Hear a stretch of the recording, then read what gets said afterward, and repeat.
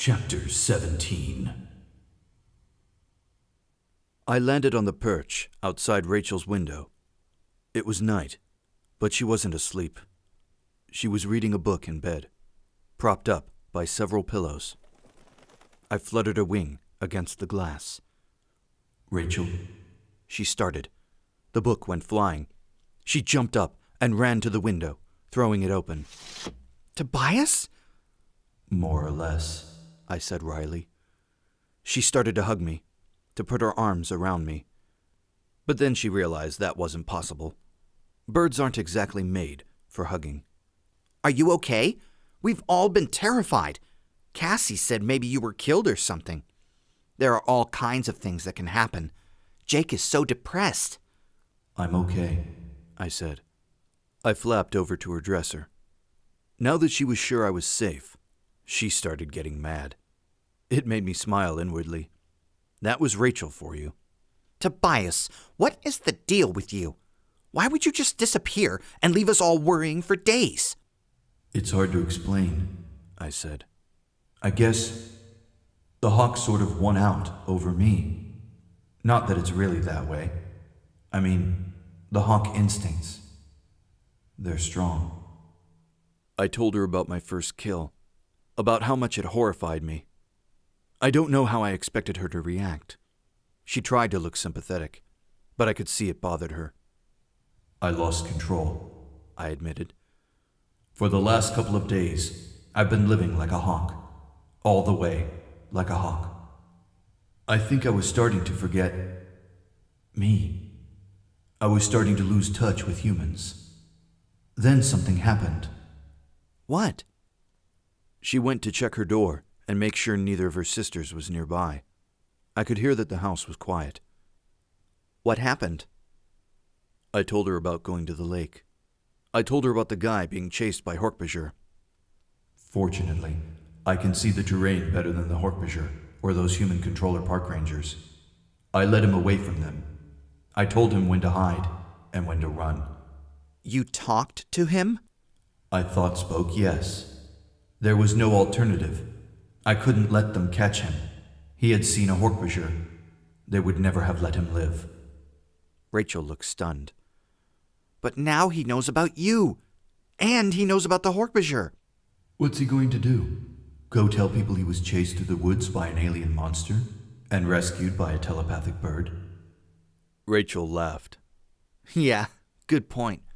People would just think he was insane. Besides, if he started talking openly about the Yeerks, they would find him and silence him." Exactly what I explained to him. I think he'll probably keep quiet. He'll try to forget it ever happened. "You saved him," Rachel said. I almost didn't, I admitted. At first, I just saw another predator and his prey. No different from watching the owls at night. No different from what I do myself. Kill to eat. Rachel thought about that for a moment. "The Yeerks and their slaves aren't killing to eat," she said. "They are killing to control and dominate.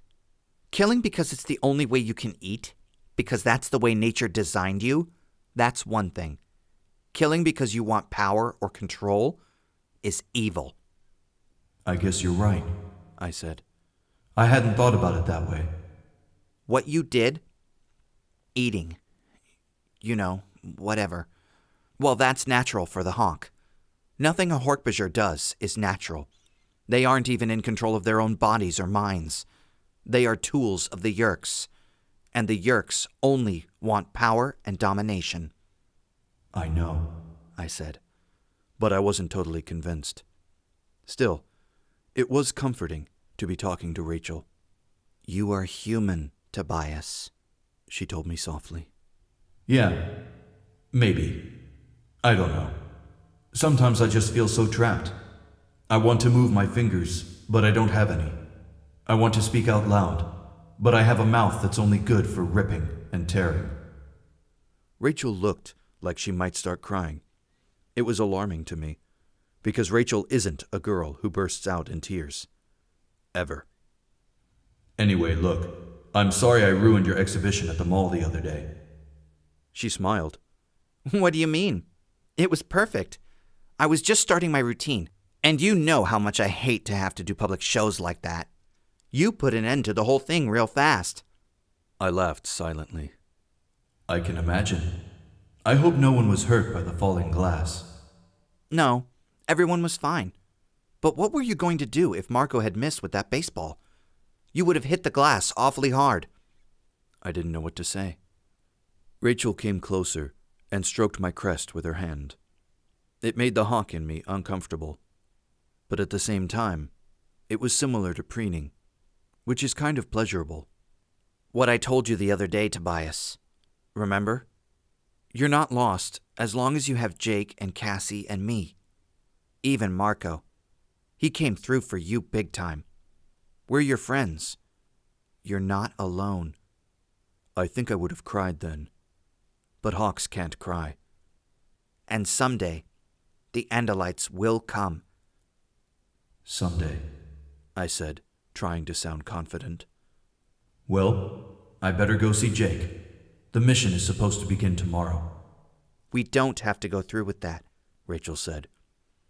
Yes, we do, I said. More than ever. I understand that. See, there are human beings all over, trapped in bodies controlled by Yerks. Trapped, unable to escape. Rachel, I know how they feel. Maybe I can't escape. Maybe I am trapped forever.